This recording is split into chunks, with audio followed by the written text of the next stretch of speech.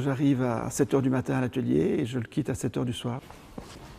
Pour moi, c'est l'endroit idéal pour me retirer, pour la réflexion. C'est-à-dire, souvent, quand j'arrive ici et que je n'ai pas peint pendant une semaine ou deux, je m'enferme ici, je range, je réfléchis. Petit à petit, les choses viennent.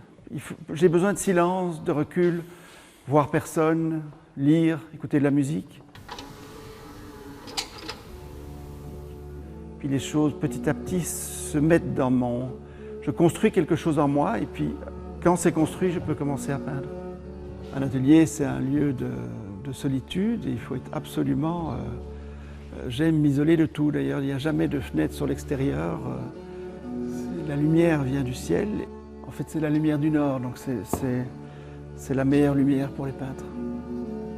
Chaque artiste contemporain a inventé ses outils, ses façons de faire. Ça, c'est la palette des roses et des rouges.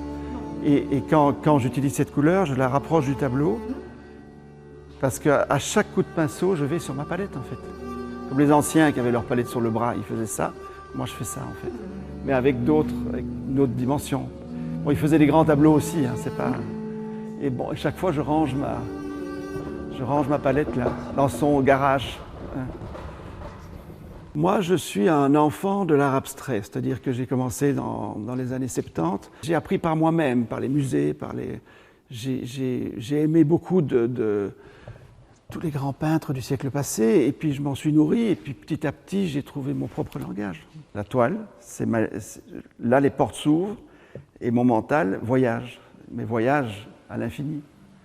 Donc ma liberté, elle est surtout pas dans les voyages, les avions, les voitures, c'est ici, dans cet univers qui s'ouvre, qui est le tableau. Je suis toujours heureux quand j'arrive et toujours un peu triste quand je le quitte. Surtout quand il y a des vacances ou qu'il y a un voyage.